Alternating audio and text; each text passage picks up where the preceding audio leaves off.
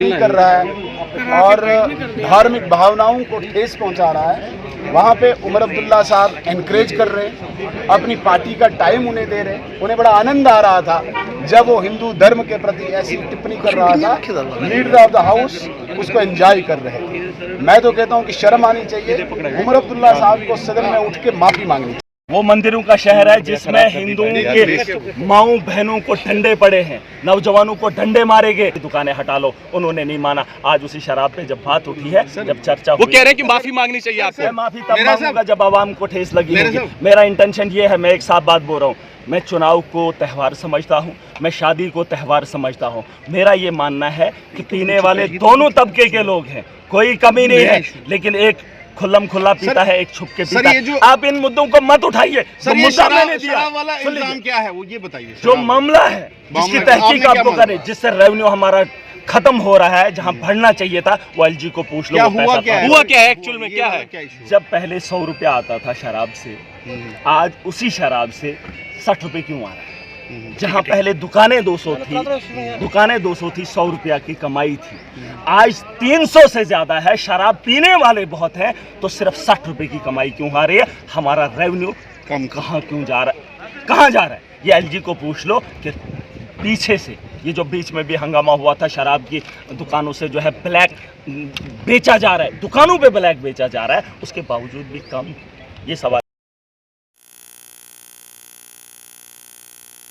Chief minister, honourable chief minister साहब को remind किया कि जो डेली वेजर के इश्यूज़ को लेकर आपने कमेटी बनाई।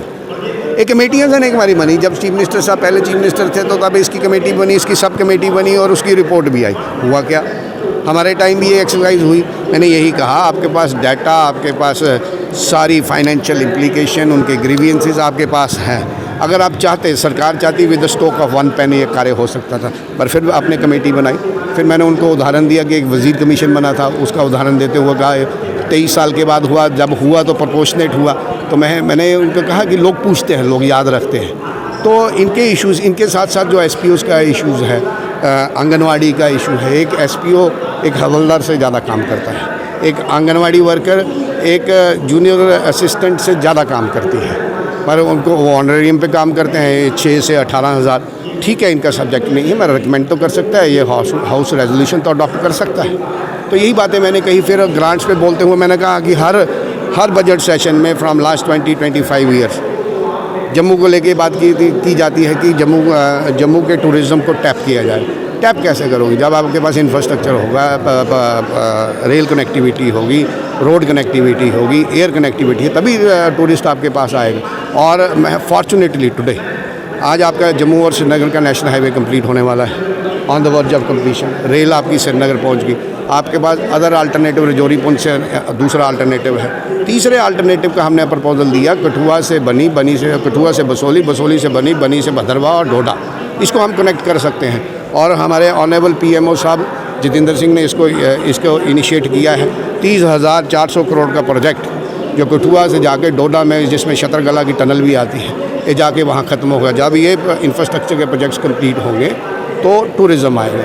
इसके साथ साथ एक कठुआ की एक प्रोफेशनल्स लोगों की टोली है, उन्होंने एक रेल का कनेक्ट सेम पैटर्न पे, रोड के पैटर्न पे रेल का एक प्रोजेक्ट दिया है। अजीज़पुर विलेज है माधोपुर में, अजीज़पुर से जोड़ते हुए कठुआ टाउन, कठुआ टाउन से बिलावर, बिलावर से मनवाल और पीनी पुल से बसोली, बसोली से बनी, बनी से पथरवा। ये भी कनेक्टिविटी हो सकती है। बहुत बड़ा प्रोजेक्ट नहीं है, इनका डोमेन नहीं है, मगर सरकार है, सरकार इन प्लेस है, तो कम से कम ये गवर्नमेंट को लिख सकती है। इसके लिए भी जितेंद्र सिंह जी प्रयास कर रहे हैं। तो ये सारे जब इंफ्रास्ट्रक्चर के प्रोजेक्ट्स डेवलप होंगे, आपको टूरिज़्म को टैप कर सकते हो। रंजीत सागर डैम में सबसे बड़ी नॉर्थ इंडिया का आपके पास ऑप्शन है फॉर वाटर स्पोर्ट्स, और इसको एक्सप्लोर नहीं किया गया। आप एडवेंचर टूरिज़्म इस इलाके में एक्सप्लोर कर सकते हो, एक पूरा टूरिस्ट सर्किट बन सकता है। तो ये सारी बातें ध्यान है। फिर उज मल्टीपर्पज़ की बात की, शापरकंडी की बात की, है ना। और इसके साथ साथ एक जो हमारा सेवा प्रोजेक्ट है, जो उधर बनी की तरफ जो सेवा प्रोजेक्ट 2014 से बंद है। एक फ्लड आया, 22 करोड़ रुपए की इन्वेस्टमेंट चाहिए, 9 मेगावाट का प्रोजेक्ट है, आज तक बंद पड़ा है, किसी ने उसकी सुध नहीं ली। इसके साथ साथ एक इसी सरकार ने एक कोल का प्रोजेक्ट लाया, सोलर फोटोवोल्टिक प्लांट का एक प्रोजेक्ट लगाया था 100 मेगावाट का, वो पेंडिंग पड़ा है। तो ऐसे अनेक चीज़ें जो पेंडिंग पड़ी हैं, जो पिछली सरकारों ने इनिशिएट की थी, वो आज ऐसी ही पड़ी है। वो उजागर करने का हमने प्रयास किया। इसका एक रेवेन्यू का बहुत बड़ा मसला है।